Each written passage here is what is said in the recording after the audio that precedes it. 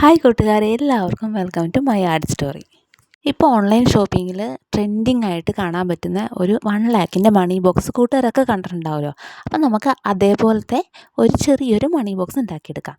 നമ്മളിപ്പോൾ 1,00,000-ൻ്റെ ഒന്നും ഉണ്ടാക്കാൻ പോകുന്നില്ല, ഒരു 20,000 റുപ്പീസിൻ്റെ മണി ബോക്സാണ് ഇവിടെ ഉണ്ടാക്കാൻ പോകുന്നത്. 1000-ൽ താഴെ വരുന്ന സംഖ്യകളോട് കൂടിയ ഒരു മണി ബോക്സാണ് ഇവിടെ ഉണ്ടാക്കുന്നത്.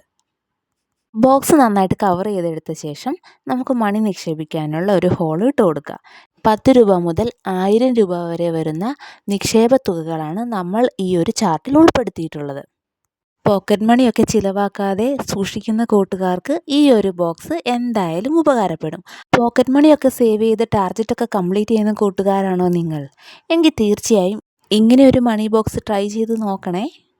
സാധാരണ കുടുക്കുകളിൽ നമ്മൾ പൈസ നിക്ഷേപിക്കുമ്പോൾ അതിൽ എത്രയുണ്ടെന്ന് ആരെങ്കിലും ചോദിച്ചാൽ നമുക്ക് ശരിക്കും ഒരു കൺഫ്യൂഷൻ ആയിരിക്കും അല്ലേ.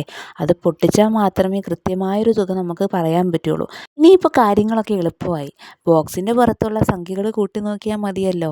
അപ്പോൾ കൂട്ടുകാർക്കൊക്കെ ഇന്നത്തെ ഈ കൊച്ചു വീഡിയോ ഇഷ്ടപ്പെട്ടു എന്ന് വിശ്വസിക്കുന്നു. അപ്പോൾ ഇഷ്ടപ്പെട്ടാൽ ലൈക്ക് ചെയ്യാനും കമൻറ്റ് ചെയ്യാനും മറക്കരുത്. ഇതുപോലെ ആർട്ടും ക്രാഫ്റ്റും ഒക്കെ ഇഷ്ടമുള്ള കൂട്ടുകാരാണ് ഈ വീഡിയോ കാണുന്നതെങ്കിൽ ഒന്ന് സബ്സ്ക്രൈബ് ചെയ്ത് സപ്പോർട്ട് ചെയ്തേക്കണേ. അപ്പോൾ കൂട്ടുകാരെ, ശനി ഞായറൊക്കെ അവധിയല്ലേ, പെട്ടെന്ന് തന്നെ ഇതുപോലെ ഒരു ബോക്സ് തപ്പിയെടുത്ത് നിങ്ങളുടെ മണി ബോക്സ് ഇന്ന് തന്നെ ഉണ്ടാക്കാൻ നോക്കൂ കേട്ടോ. പരീക്ഷയുള്ള കൂട്ടുകാരാണ് ഇപ്പോൾ ഒന്നും ഉണ്ടാക്കല്ലേ, പരീക്ഷയ്ക്കൊക്കെ പഠിച്ചിട്ട് മതി കേട്ടോ. അപ്പോൾ അടുത്ത വീഡിയോ ആയിട്ട് വീണ്ടും വരുന്നവരേക്കും എല്ലാ കൂട്ടുകാർക്കും ബായ് ബായ്.